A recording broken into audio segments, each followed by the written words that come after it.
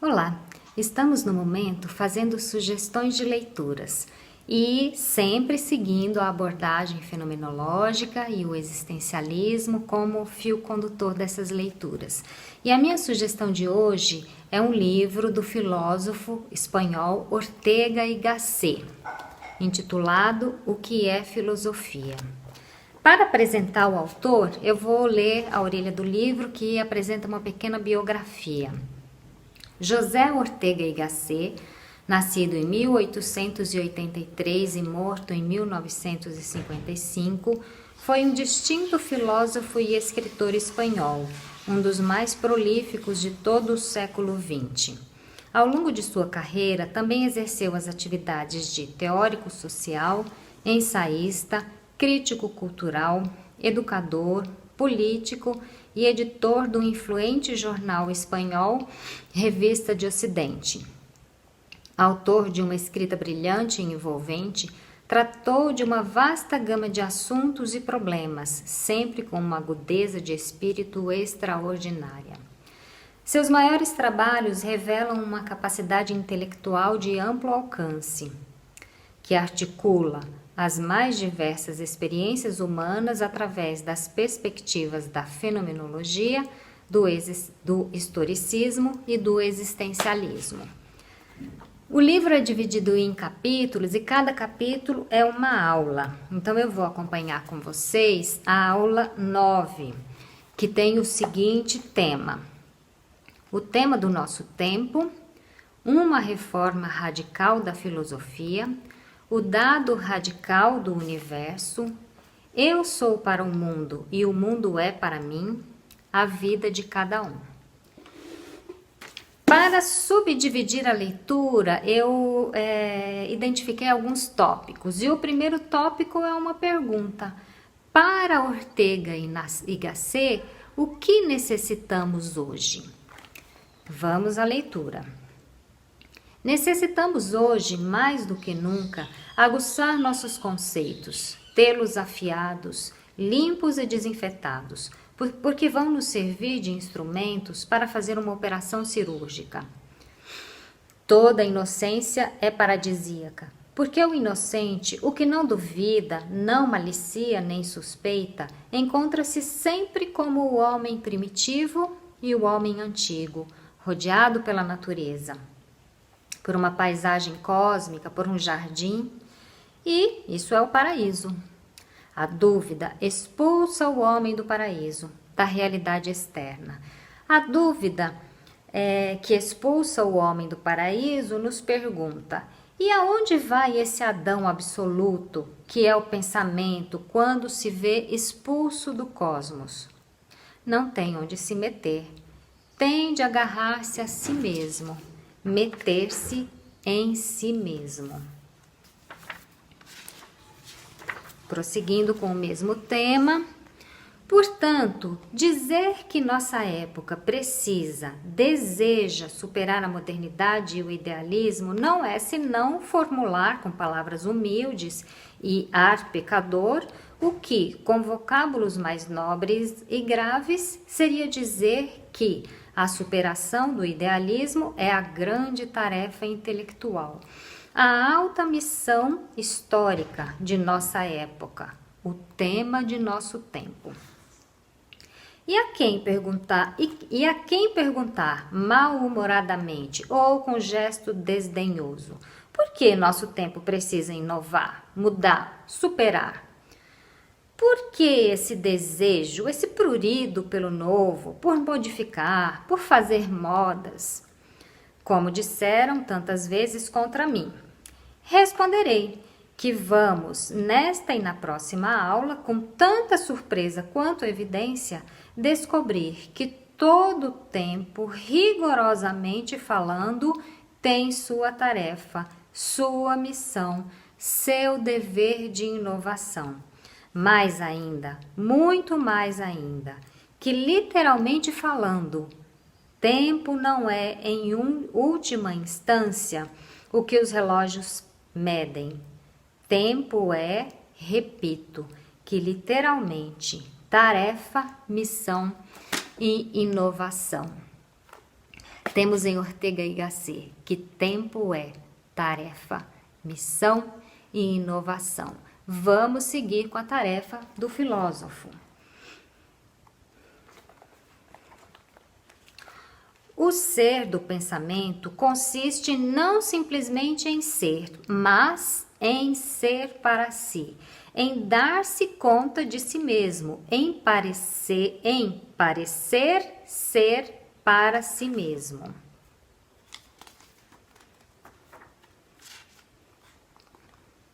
A diferença, pois, entre a frase de Descartes e a nossa reside no fato de que não se contenta com o que a nós nos parecia suficiente.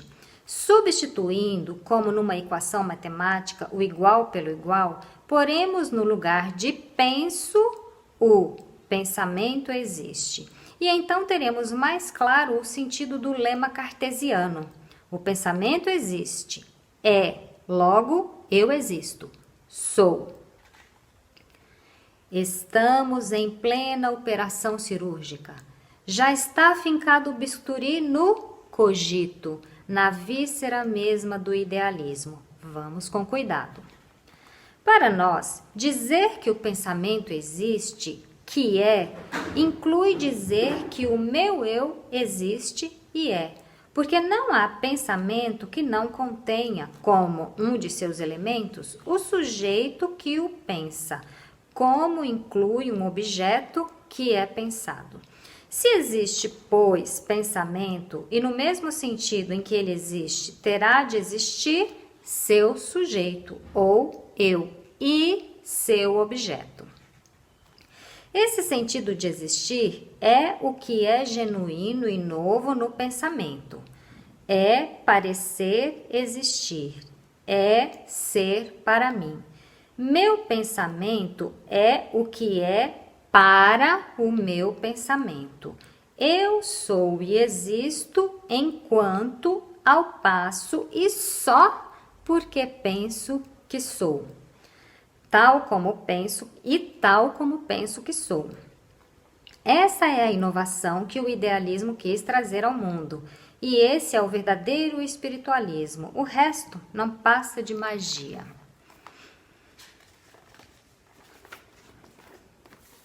Então, o Ortega y Gasset faz uma crítica ao pensamento de Descartes. No idealismo de Descartes havia uma primazia do eu sobre o mundo e sobre as coisas do mundo. Mas qual seria essa cirurgia a que Ortega y Gasset se refere e que ele pretende fazer sobre o pensamento cartesiano? Qual seria essa cirurgia? Vejamos. Página 201.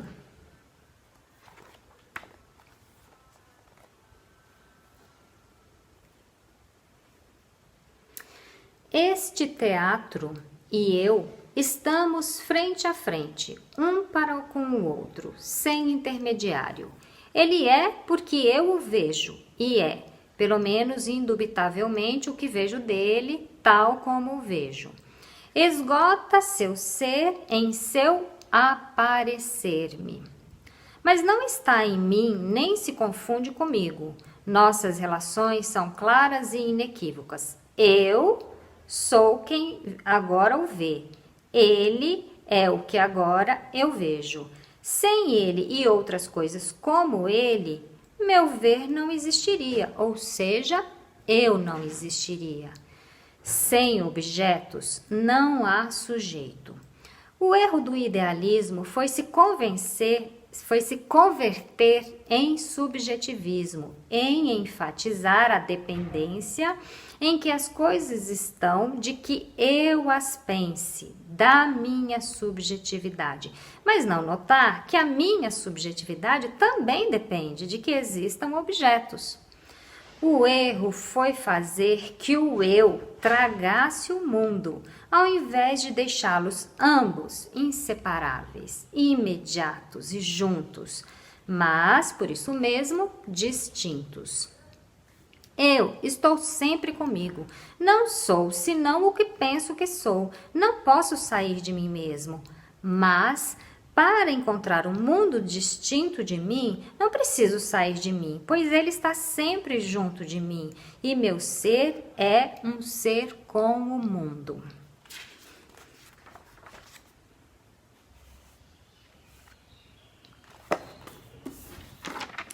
Tem-se, pois, em Ortega y Gasset uma visão fenomenológica. O eu encontra-se com o mundo. O eu é ser no mundo.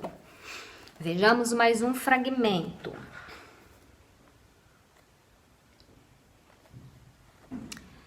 Precisamos, então, corrigir o ponto de partida da filosofia. O dado radical do universo não é simplesmente o pensamento existe ou eu, pensante, existo. E sim, se existe o pensamento, existem ipso facto eu que penso e o mundo em que penso. E um existe com o outro, sem separação possível. Mas nem eu sou um ser substancial, nem o mundo, mas ambos estamos em ativa correlação. Eu sou quem vê o mundo e o mundo é o que é visto por mim. Eu sou para o mundo e o mundo é para mim. Se não há coisas para ver, pensar e imaginar, eu não veria, não pensaria e não imaginaria, ou seja, eu não seria. Esse fato é a existência conjunta de um eu, uma subjetividade e seu mundo.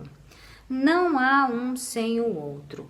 Eu não me dou conta de mim a não ser me dando conta dos objetos ao meu encontro nesse mundo. Eu não penso se não penso coisas. Portanto, ao encontrar-me a mim, encontro sempre um mundo diante de mim. Eu, enquanto subjetividade e pensamento, me encontro como parte de um fato dual, cuja outra parte é o mundo. Portanto, o dado radical e insofismável não é a minha existência, não é eu existo, não é, mas é a minha coexistência com o mundo.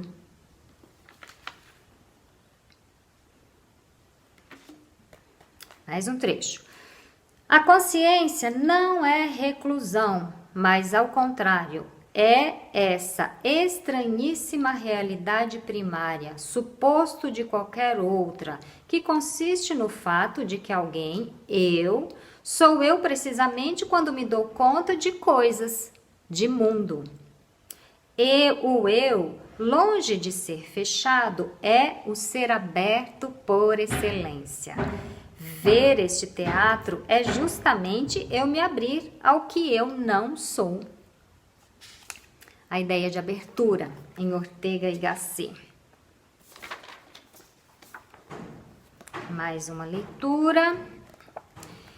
Eu não poderia ser nada disso se o mundo não coexistisse comigo, diante de mim, ao meu redor, apertando-me, manifestando-se, entusiasmando-me, atormentando-me.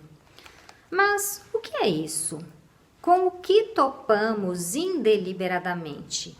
Isso, esse fato radical de alguém que vê e ama e odeia e quer um mundo e nele se move e por ele sofre e nele se esforça, é o que desde sempre se chama, no mais humilde e universal vocábulo, minha vida.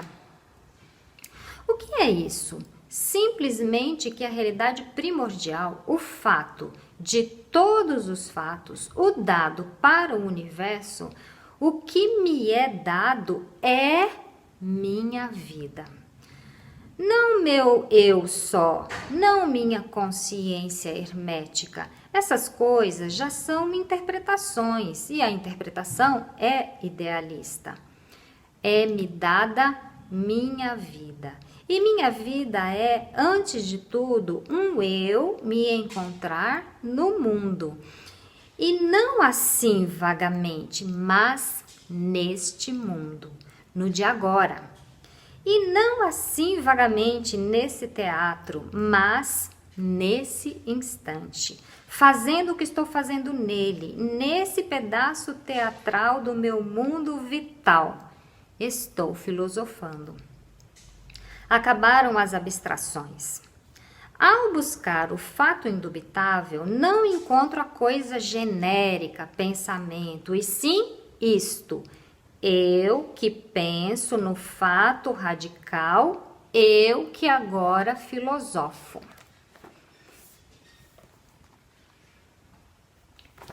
O último trecho da minha leitura segue o seguinte tema. Na fenomenologia de Ortega y Gasset, viver é o modo de ser radical.